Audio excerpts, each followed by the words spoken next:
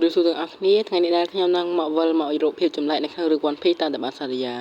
ចាប់ផ្ដើមដំបូងឡើងយើងនិយាយពីណាមីពេលហ្នឹងណាមីបោះកុនសោឲ្យ Luffy ដើម្បីចាក់ទ្រង់ក៏ប៉ុន្តែបានឆ្កែនៅចិត្តនោះលេបទៅបាត់កាន់តែយកសោរចាក់ឲ្យគ្នាទីសោះក៏ពិបាកដែរតែរឿងមានរឿងវិញឆ្ងាយ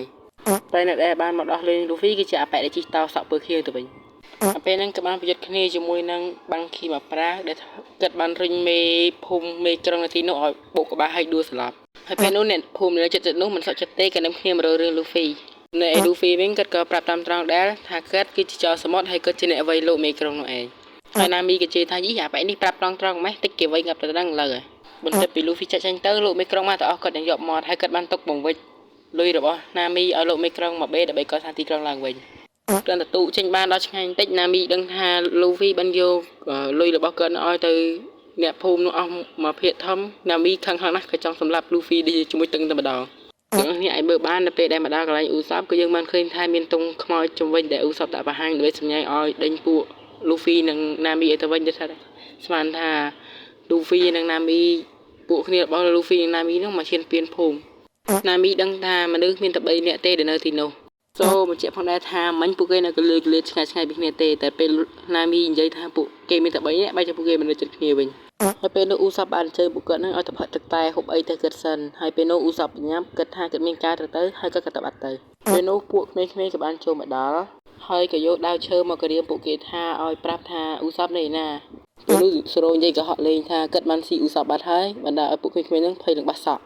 នេះក៏បានណាមីខិតបើថាណាមីអត់ខិតវិញនិយាយក្មេងៗទៅយ៉ាងណាទេហេតុអ្វីក៏ជឿគេលឿនម្លេះ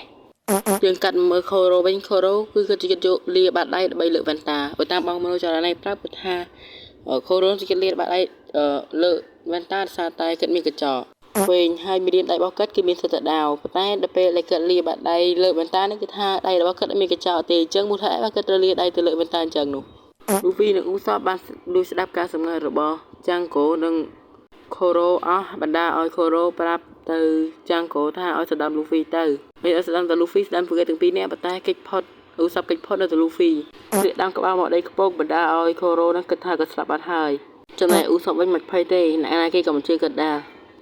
ពេលនោះគាត់បានទៅប្រាប់អ្នកភូមិនឹងកាយ៉ាដែរប៉ុន្តែកាយ៉ាអត់ស្ដាប់គាត់ទេដោយសារតែ Usopp ទៅនេះជាតិឬទៅកុហកគេពេកពេលនោះកាយ៉ាបានផ្ទះ Usopp មកបាត់ដៃបណ្ដាឲ្យ Usopp មានការឈឺចាប់ជាខ្លាំងឈឺចិត្តផងមិនមែនតែឈឺចាប់ទេពេលនោះពួកគេនៅឃើញកំណត់មួយឲ្យថាយកប្រេងទៅចាក់តាមផ្លូវទៅកុំឲ្យពួកចោរសម្បត្តិឡើងរួចដល់ពេលគាត់ចោះមកសទូឡាបានគាត់ដឹងថាមានផ្លូវពីរផ្លូវទិសខាងកើតមួយផងចំណែកឯកញ្ញាណាមីយបែកមកលុយនេះវិញខឹងខ្លាំងណាស់តែណាគេហ៊ានប៉ះទ្រព្យសម្បត្តិគាត់ឲ្យគ្មានរួចខ្លួនទេគូបញ្ជាក់ផងដែរថាសុគន្ធតែខូរ៉ូប្រើកង់នឹងសោះធ្វើឲ្យកូនចៅរបស់គាត់នេះខ្លាំងបានដែរដោយមិនបាច់ចាំប្រើថ្នាំប្រើអីផងពេលនោះកូនចៅគាត់ពិតជាខ្លាំងពិតមែនអាចច្បាច់ថ្មបែកបានការសំណំនោះមិនមែនចាប់ដល់កូនចៅគាត់ទេសូម្បីតែ Luffy អាឡែកនេះក៏ជាប់ដែរហើយនេះគឺជាអ្នកខ្លាំងនៅក្នុងក្រុមរបស់គាត់គឺមានឆ្មាអាឡែកពីរក្បាលហ្នឹងឯងចំណែកខាយ៉ាវិញបានឃើញលោកមេវិជាការរបស់គាត់នឹងរងបួសធ្ងន់ហើយរោគជាមេវិជាការនេះបានប្រាប់ថាខូរ៉ូជាអ្នកធុកសម្រាប់គាត់តែគាត់មិនស្លាប់ចំណែកខាយ៉ាវិញទៅមិនដឹងខ្លួនប៊ីលីមិនទៅមិនដឹងខ្លួនណាលីវសាច់មេអ៊ូសាវិញផាយ៉ាលីអស់ហើយទៅចំណែក Luffy ណាវិញនេះសពើគីពីលើនេះជាដេលក់ទៀតណាបន្ទាប់ពីណាមីរត់ចេញក្បាលមកគេខឹងខ្លាំងណាស់ហើយក៏បានខំអាកងដែលអាប៉ែចាំងគោគប់មករហូតដល់បែកខ្ចាយពេលនោះខូរ៉ូក៏បានបង្ហាញស្នាមរបួសចាស់ដល់អ៊ូសាំវិញក៏ប៉ុន្តែ Luffy នឹងចូលមកទេគេចាំមកកដាស្នាមដដែលទៀតហើយតម្រង់ជាចៃដន្យម៉េះ